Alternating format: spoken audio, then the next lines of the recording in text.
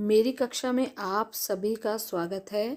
आज हम पुस्तक वसंत कक्षा 8वीं का पाठ 16 पानी की कहानी का सार और प्रश्न उत्तर पढ़ेंगे। इस कहानी के लेखक रामचंद्र तिवारी हैं। तो चलिए अब हम पाठ का सार पढ़ना आरंभ करते हैं।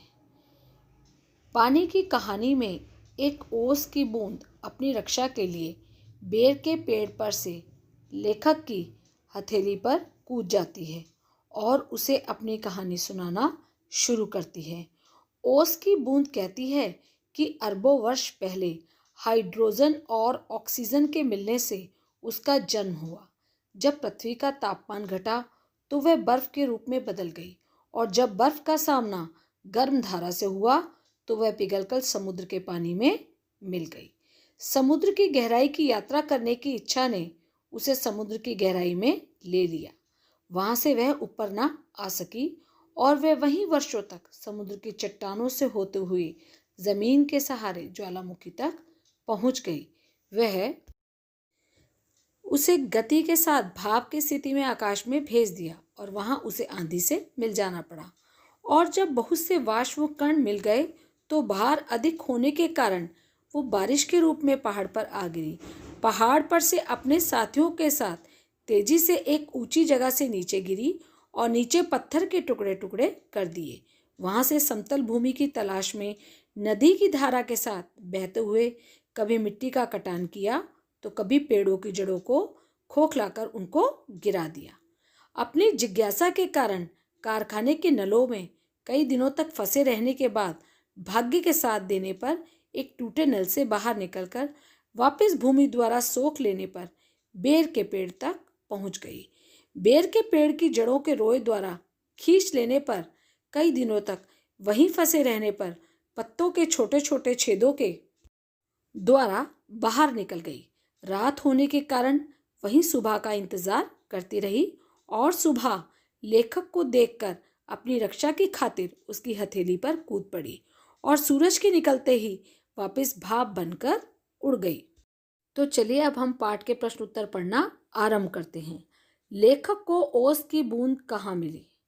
सुबह काम पर जाते समय बेर के पेड़ पर से लेखक की हथेली पर एक बूंद गिरी। वही ओस की बूंद थी। प्रश्न 2, ओस की बूंद क्रोध और घृणा से क्यों कांप उठी?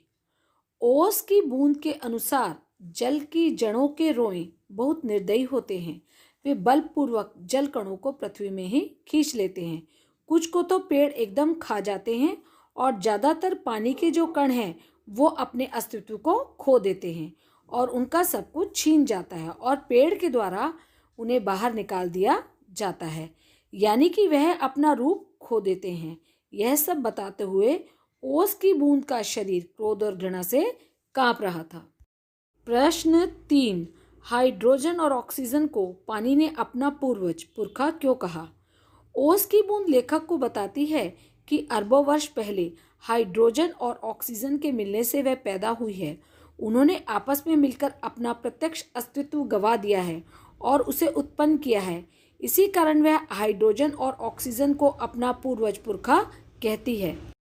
प्रश्न 4, पानी की कहानी के आधार पर पानी के जन्म और जीवन यात्रा का वर्णन अपने शब्दों में कीजिए।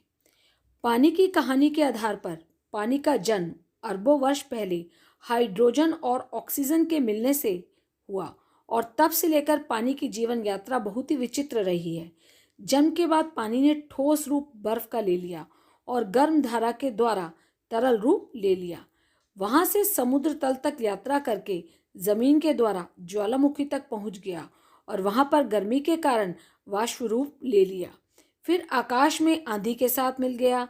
कहीं वाष्प कण हो जाने पर बारिश के रूप में वापस पृथ्वी पर आ गया। वहां से नदियों के सहारे दोबारा जमीन द्वारा सोख लिया गया और पेड़ों द्वारा वाष्पीकरण से दोबारा भाप की स्थिति में आकर वायुमंडल में घूमने लगा। प्रश्न 5, कहानी के अंत और आरंभ के हिस्से को स्वयं पढ़कर देखिए और बताइए कि ओस की बूंद लेखक को आप बीती सुनाते हुए किसकी प्रतीक्षा कर रही थी? ओस की बूंद लेखक को आप बीती सुनाते हुए सूर्य के निकलने की प्रतीक्षा कर रही थी। ताकि वह सूर्य की ऊष्मा से भाप बनकर उड़ सके।